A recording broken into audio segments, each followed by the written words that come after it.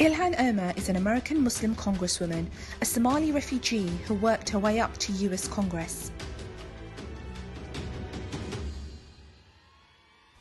A vehement opposer of Islamophobia who isn't afraid to call out Israel for its corrupt influence on USA foreign policy. Omar recently gave an inspiring speech at a Muslim civil rights fundraising event. She spoke about her story as a Somali immigrant, her commitment to American values, and tackling Islamophobia. We finally have a leader, a world leader, in the White House who publicly says Islam hates us, who fuels hate against Muslims, who think it is okay to speak about a faith and a whole community in a way that is dehumanizing, vilifying, and doesn't understand, or at least makes us want to think that he doesn't understand the consequences that his words might have.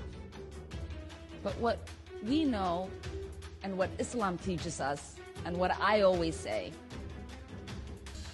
is that love trumps hate. Now, the Republican Party is trying to smear Omar by accusing her of trivializing the 9/11 attacks in her speech. This is despite Omar being a co-sponsor of the 9/11 Victims' Compensation Fund. On the day of the event, around 1,000 protesters stood outside waving Israeli and American flags, chanting racist slurs. She has been attacked not only by President Trump, but by the Zionist lobby for speaking out against Israel.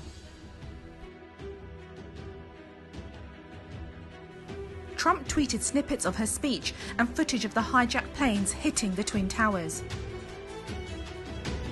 Since Trump's inflammatory and hateful tweet, Omar stated she's faced an increase in death threats.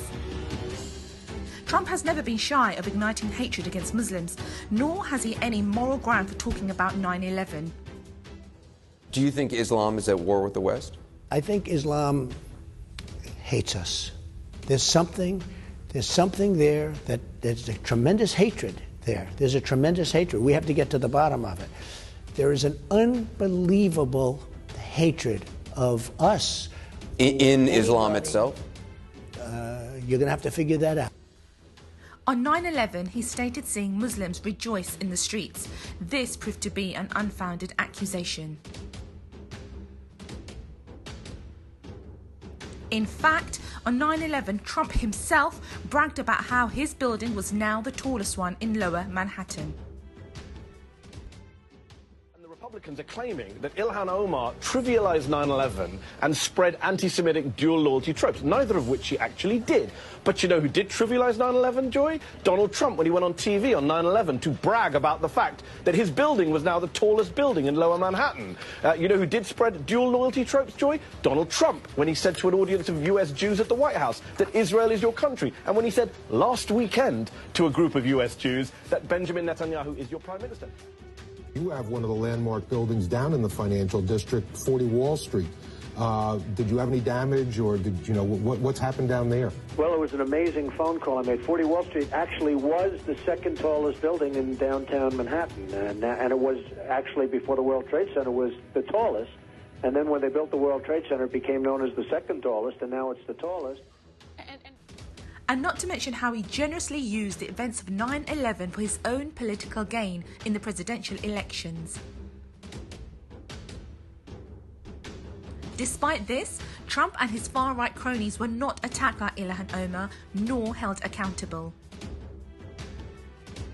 Omar didn't trivialize 9/11, nor did she spread anti-Semitic tropes, yet she's been accused and attacked for both.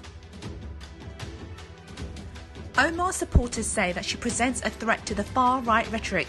She dares to speak out and not remain silent.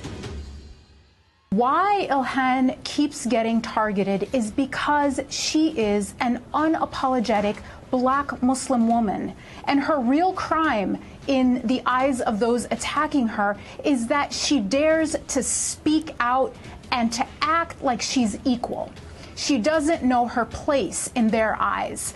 And so she represents something that is threatening to them, not because she doesn't condemn terrorism or thinks that 9/11 wasn't horrific and tragic, but because she is the face of the future.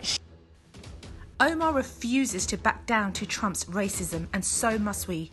The dangerous attacks against Omar must end. Omar speaks for the voiceless. She fights racism and Islamophobia. It is vital we stand with her.